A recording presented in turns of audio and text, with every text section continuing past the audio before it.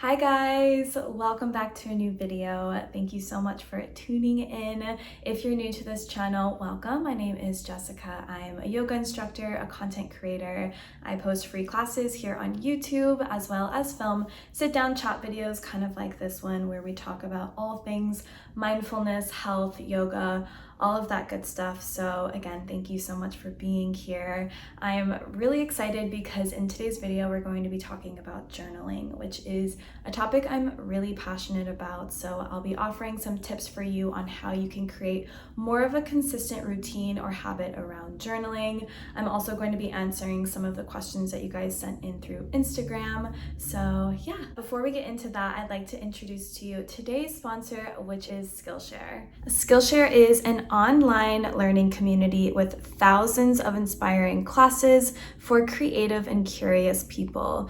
Explore new skills, develop existing interests, and get lost in creativity.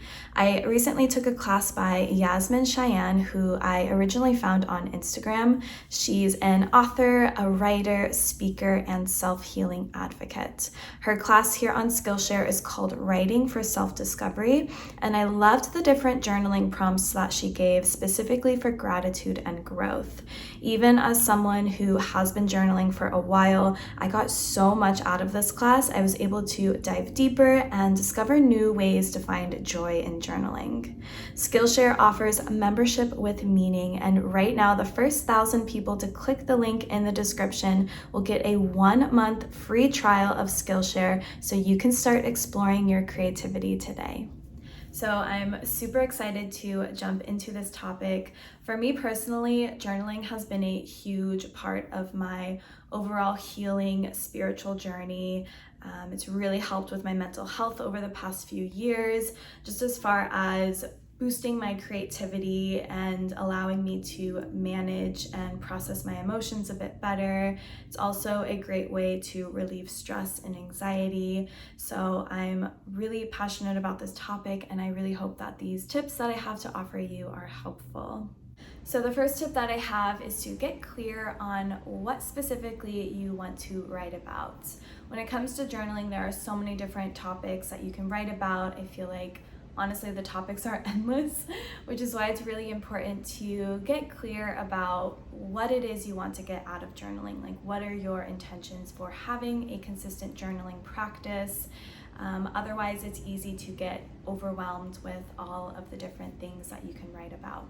The way I like to organize my journaling is I have different journals for different topics. So for instance, I have a gratitude journal, I have a yoga journal, a dream journal, and kind of like a brain dump journal, which I'll talk about later on. You don't have to do it this way. This way is just easier for me to keep everything more organized, but it's important to get clear on what your intentions are with journaling, what you want to journal about, and then you can get started right away. I definitely recommend obviously using a notebook or a journal, but you can also use just sheets of paper. I know there's some people who prefer typing, but there are so many studies that show there are therapeutic benefits to handwriting. So like physically having pen in hand and writing down on a piece of paper, there's just something really magical about it. It allows you to slow down and be present and be in the moment when you're writing down your thoughts on paper. So definitely recommend that. And yeah, just get clear on your intentions, find topics that you want to write about, and then just get started. So another thing that's really helpful is setting specific time for yourself for journaling each day, especially if you're new to journaling. The idea might seem very daunting. You might feel like you have to devote like hours on end to it, when in reality, all you really need is like 5 to 10 minutes, very similar to our yoga practice, right? In a lot of cases, less is more. And you want to start to get into the habit of writing consistently. So if you start off small with 5 to 10 minutes, it'll be easier to maintain that habit over time rather than sitting down and spending like hours journaling, which is totally fine if you want to do that. But I recommend starting off small and then working your way up. So another thing that I've found to be really interesting with journaling is you can kind of go back to your previous or old entries, read what you've written, read your experiences and your emotions at the time, and it really allows you to see how much you've grown as a person, which goes into my next tip, which is to date your entries. And like I said, this allows you to kind of keep track of your growth, of your progress, not only with journaling, but just as like a human being, keeping track of your life. It's so interesting when you start doing it consistently and for years on end. I have journals that I've kept for years, and I look back on them from time to time and I'm just like, wow, I've grown so much. And it's so interesting to see like your thought process back then, your patterns and habits, and how much you've just changed and grown over time. This is also helpful if you're trying to make journaling a consistent habit, because you can see where the gaps are in your writing. If there are gaps, if there are moments where you stop journaling, you can kind of see that, and then hopefully you can reflect on that, see or think about why you stopped journaling during that time. Maybe you were going through something rough, maybe you got bored with it, whatever it was that happened. You can kind of, oh, my cat is right here. You wanna say hi? Hi. You guys might recognize Leia. She is always in all of the yoga videos, so she just made an appearance in the sit down video as well. Okay, now she's using the meditation chair. Ow, don't bite me. Okay, now she's just being a brat. Okay, I forget where I left off. I think I was talking about gaps within your journaling. So basically, you can use the gaps to reassess, try to think about what was working, what wasn't working with your journaling habits, and then you can kind of go from there. Are you serious right now? Anyway, so moving on to the fourth tip, which is to be truthful. Be truthful with your writing. Your journal is yours and yours alone. So allow yourself to write down what you're experiencing, what you're going through in your life, and how you're truly feeling about that, without trying to change the way that you truly feel. Your journal is there to allow you to process, manage, and accept your emotions. So take your time, go slow, and allow your truth to organically flow out. Another thing to keep in mind is that there is no right or wrong way to journal. I'm simply offering you tips and recommendations so you can take it or leave it as it is. But what it comes down to is just journaling in a way that feels right and feels most natural to you, almost like meditation, right? So you shouldn't judge yourself for anything that you write down. You shouldn't judge yourself for how you're journaling. Try to let go of the need to do it perfect or to do it right, because there is no right way. And yeah, journaling, it's really about awareness. Even the simple act of writing something down puts us in this objective viewpoint, and we're able to kind of step back, step out of the ego, and ask ourselves like truly how we're doing, if we're okay. And it's really important just to be honest with yourself. That's how you're going to get the most out of journaling. So those are all of the main tips that I have when it comes to journaling. Now we're going to jump into the Q&A portion of the video. So I have all of the questions written down here, and we're just going to go through them now. So the first question is, what tips do you have to journal regularly? So there's this method that I recently learned from a book called Tiny Habits, and the method is called habit stacking, which is exactly as it sounds. It's the method of attaching an existing habit that you have to a new habit that you're trying to establish or maintain. So this just helps to make it easier to remember to do that habit. So for instance, I personally journal whenever I'm practicing yoga. I know when I roll out my yoga mat that I'm also going to take out my journal. And this works for me just because I practice regularly. I have a consistent yoga routine. If you don't have a consistent routine, that's okay. I want you to think of a habit that you do every single day. So it could be drinking coffee or drinking tea, even having breakfast, or it could be taking out your PJs at the end of the night. So whatever it is, think of that habit, and then I want you to start to incorporate journaling with that habit. Whether that's in the morning, during the day, at night, just find a habit that you already do and a time of day that works best, and that will help you kind of start to create journaling into your routine and have it be more consistent. So the next question here is, what are different journaling techniques that you can use? So there are so many out there. I'm just going to list off a few.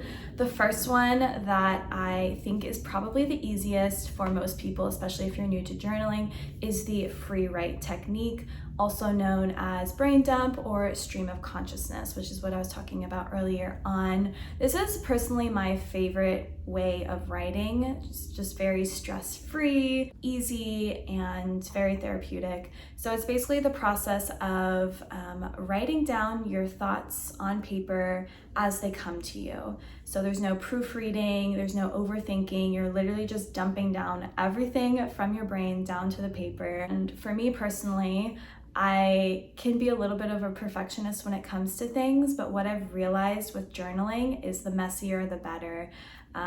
So with like free writing, you're literally just writing nonstop, whatever comes to mind, no judgment, and it's a great way to connect to your inner voice, your intuition, and it's a really great way to just learn more about your mind and to dig a little bit deeper into your subconscious as well. If free writing isn't really your thing, another great simple technique is just to write lists.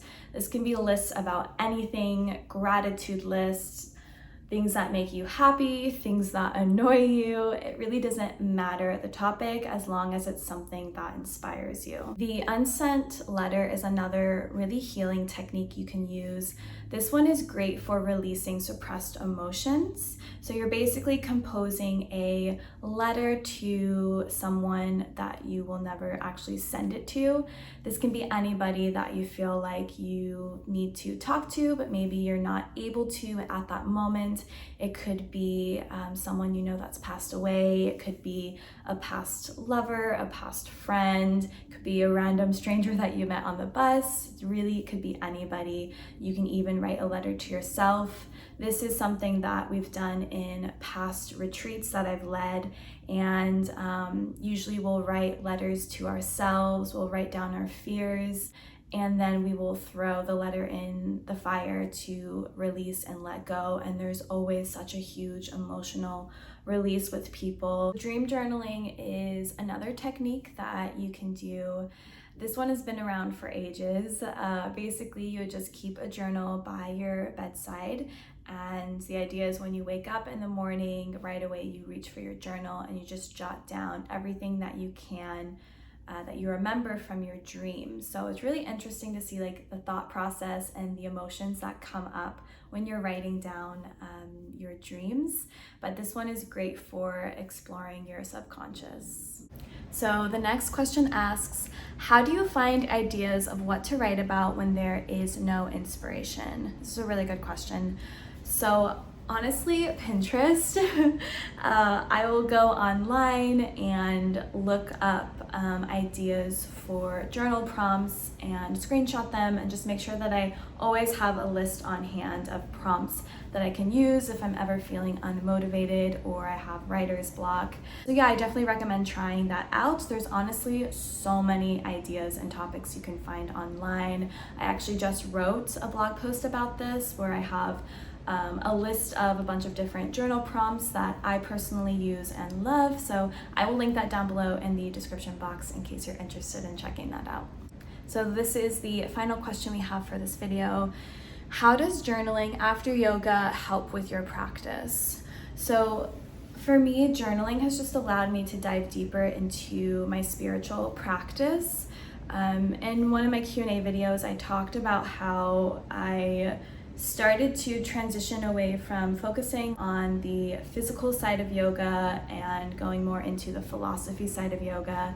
And journaling was one of those things that really helped me do this. Typically, I journal before or after my yoga practice. Sometimes I will journal during if an idea pops up in my head and I really want to make sure I remember it, I'll write it down. But for the most part, I will journal before my yoga practice and I'll write down an intention for that practice or an intention for the day.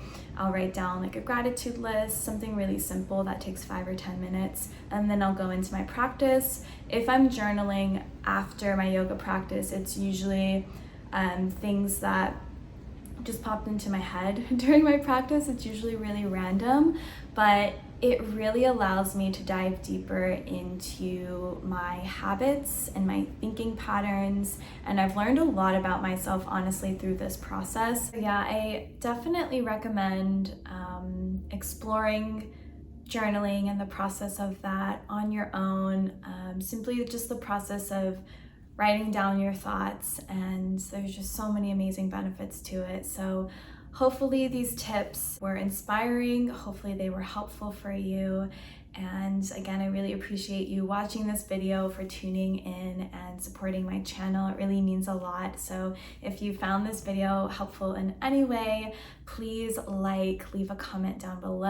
I love hearing from you guys, and let me know if there are any other topics that you would like for me to cover or talk about on this channel. I've really been enjoying these sitting down videos. They just kind of allow me to use my voice in another way aside from teaching yoga. So thank you so much for watching this video, and I will see you guys in the next video soon. Have a great rest of your day.